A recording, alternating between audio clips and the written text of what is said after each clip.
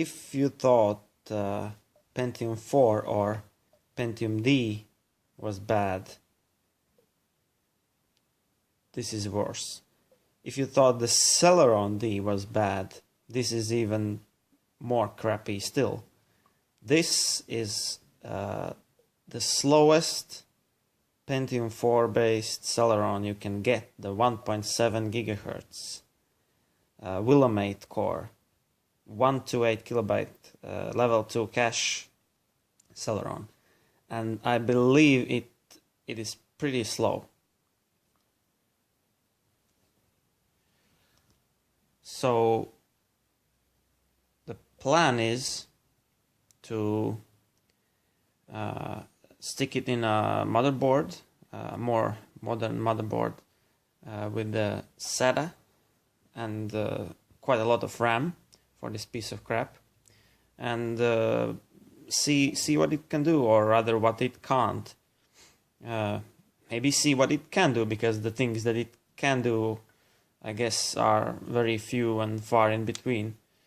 Maybe a basic web page load, if there isn't a lot of flash. No, okay, it will open web pages, but don't expect things like flash animations and complex JavaScript sites to run smoothly on this piece of crap.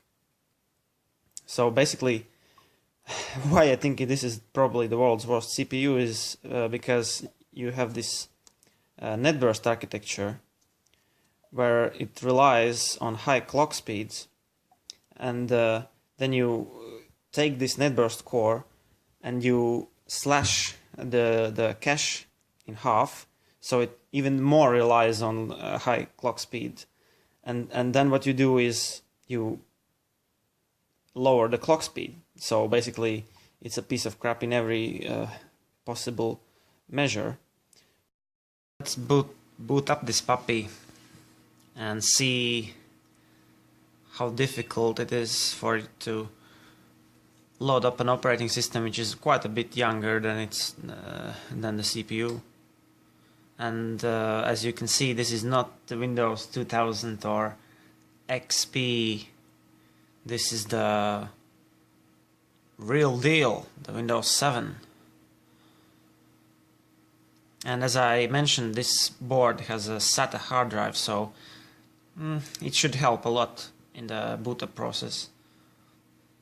All the bottlenecking that you get is, well, precisely the system waiting on CPU, because it's the weakest link, I think.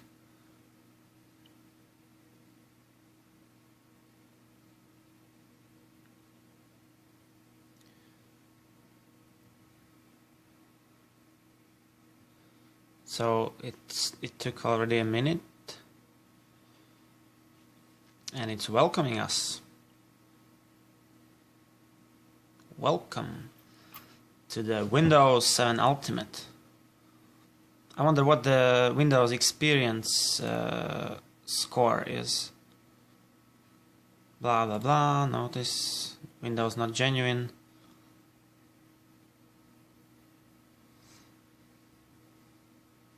And we have a desktop.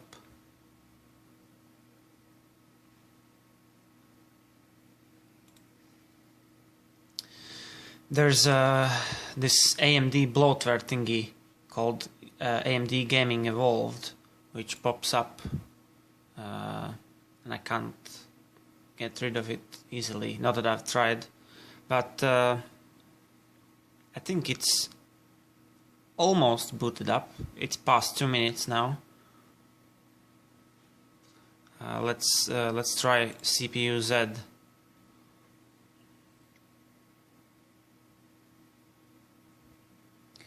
Yes.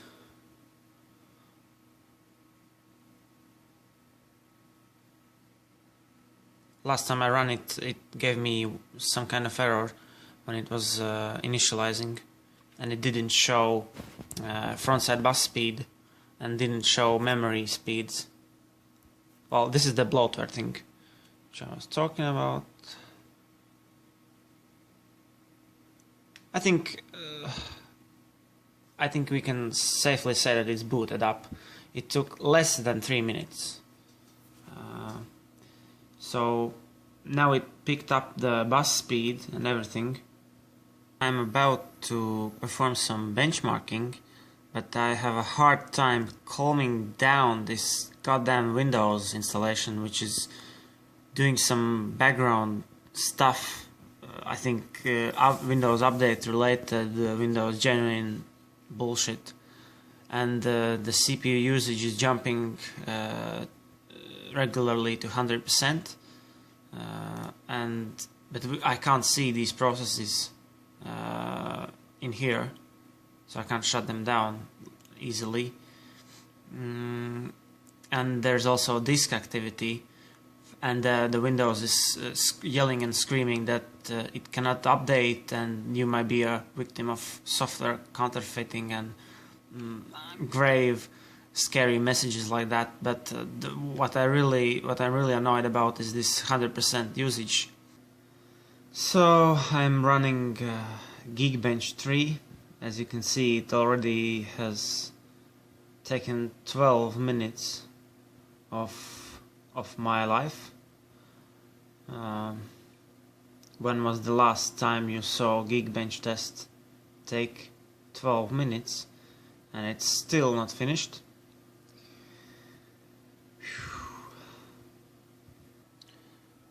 So finally, after about 15 minutes, I get the score. Geekbench 3, Intel Celeron 1.7. Single core 417, multi-core 405. Interesting that the multi-core score is actually lower. And let's look how it compares to some other CPUs I've tested.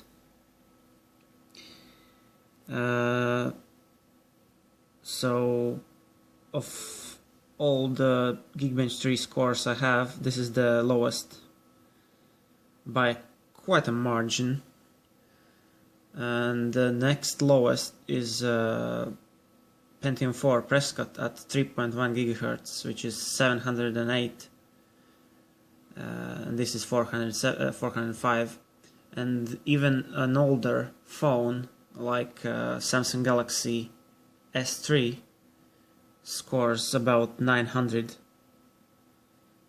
compared to 400 for this Celeron. So even an older ARM Cortex-A9 phone is twice as fast as this Willamette Celeron system. And some 12 minutes later I get the Geekbench 2 score, which is surprisingly good actually. And as you can see, it is better than the 1.2 GHz Pentium 3 M, and it is surprisingly close to 1.6 GHz Pentium M Dothan, which is an amazing core by Intel actually, and never in a million years I expected a result as close as this. Maybe it has something to do with the desktop platform that I'm testing this Celeron in. Maybe something to do with memory speed, or I don't know what, because obviously the Dothan was in an old laptop system, and there seems to be something about Geekbench 2 that the Pentium 4 likes, because higher up the rankings you can see the 3.1 GHz Prescott and also the 2.4 GHz Northwood, which have quite okay scores. 1452 for the Prescott.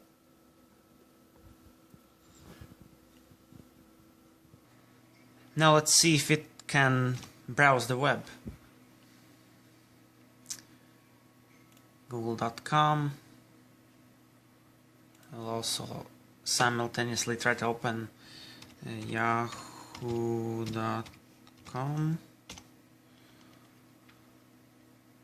and cnn.com.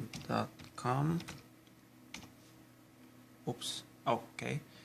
It's doing something. CNN. Oh, mistyped. Okay, it's loading. Okay, we get Yahoo. The scrolling is very sluggish. I'm trying to scroll as fast as I can down because it's loading this page. Oh, okay. Jerky, very jerky. Still loading CNN. The internet connection is perfectly fine. Also, it has a lot of RAM, so obviously the CPU is the culprit here. Let's search for something. Let's open up another page.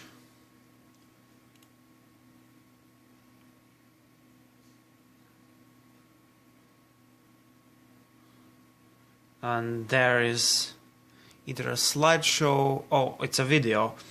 So yeah, that will really punish it. Meantime, I'm trying to load up Bloomberg.com, and it may take a while. Oh, here it is.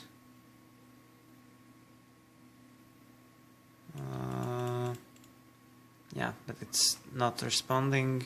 Can't scroll down. This video will probably never come.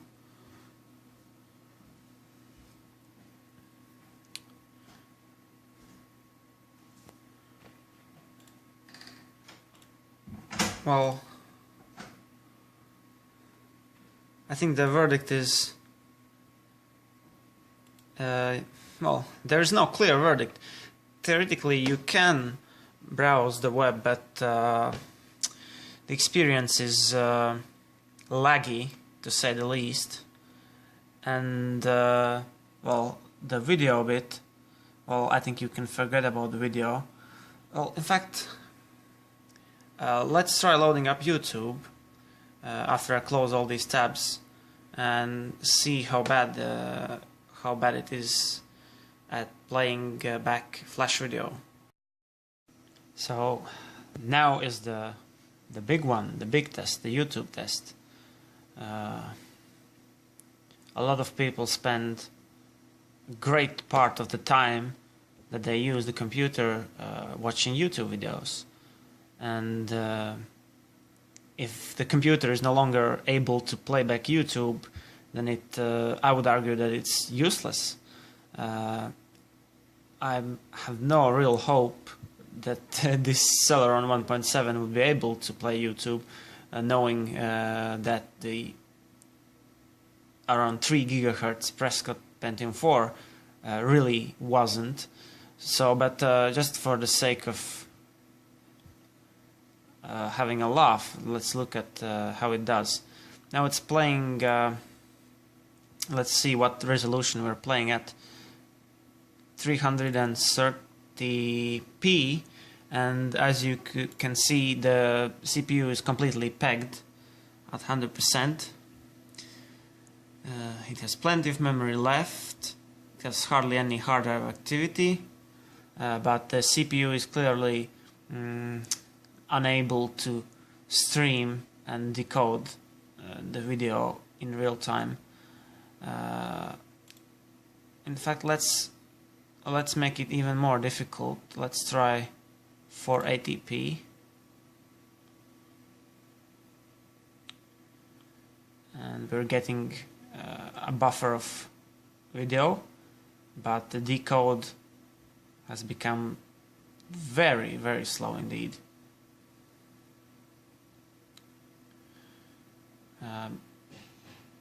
let's do even more. Let's do, I think, 720p. If I can actually select anything, okay, 720p. And how about maybe full screen? Well, let's not risk the full screen. It will freak out. Okay. Yeah. It's it's really slow. Oh, yeah, really slow. We are talking 0 point something, less than 1 frame per second. A lot less. Something like 0.3 frames per second. So, no. YouTube is a no. Does it run Battlefield 2? Let's try to spawn. Done, please. And I have spawned. And I think you get a pretty good idea at what the quality of gameplay could be on a system like this. I'll try to get into this tank if I'm lucky. Well, I'm not, obviously. But you can very well see that the frame rate is, well, not exactly acceptable. I think you could have some difficulty if you are playing this online, keeping up with others. Ooh. And it gets worse when the bots are having a battle. Okay, I see enemy. Pow, pow, pow, pow, pow. Actually, I feel like I'm doing something for my team, even though I hardly can move.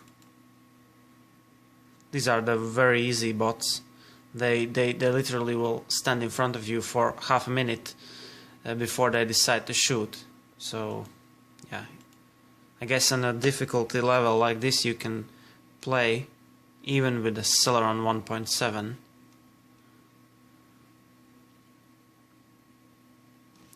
Ooh, let's get a kill, please, if I may. Ooh. Yeah. Well, I just got a kill, so how can I possibly not give it a pass on gaming? Does it run Battlefield 2?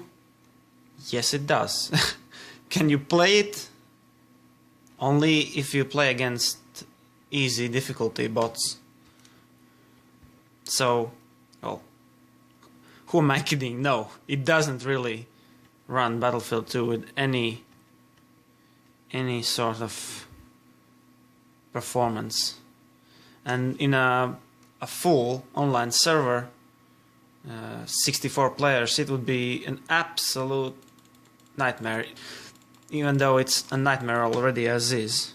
So yeah, enough of that.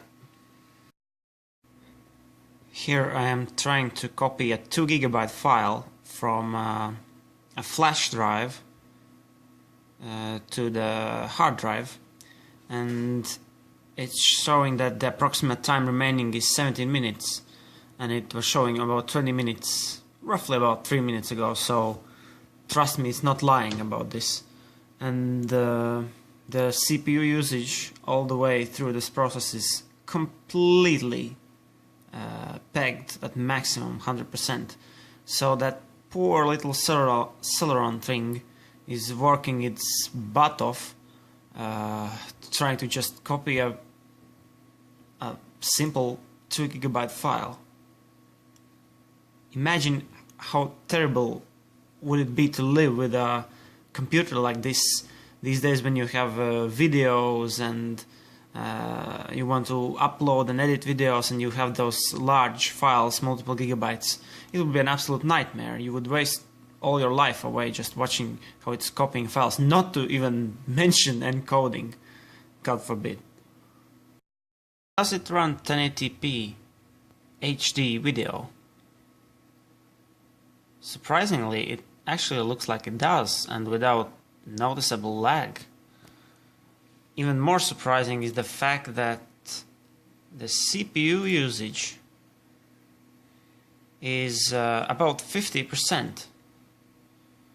Well, now it's more because the damn thing just decided to do some background work, but as you can see, it drops down to about 50 or even 40 while the video is playing smoothly. So I don't know if it's maybe the graphics card, the Radeon HD 2600, that's doing hardware decode, because, well, I don't really believe that a Willamette first generation Pentium can decode video with just half of its resources when the frequency is just 1.7. But that's a positive surprise. At least if you add a video card, more modern video card to a system like this, it can at least be used as a rudimentary video player. And here are the Windows experience scores. As you can see, it's quite obvious that the weak point is the processor. But what else could you expect from a 1.7 GHz first generation Pentium 4 core with half of its cache removed? Not much. So stay tuned for more old school piece of crap computer videos. I have some ideas already for a couple of systems that I might show, and I may also try to install some more modern games just to see how terrible they run on this same Celeron system. So stay tuned to my channel, and bye for now.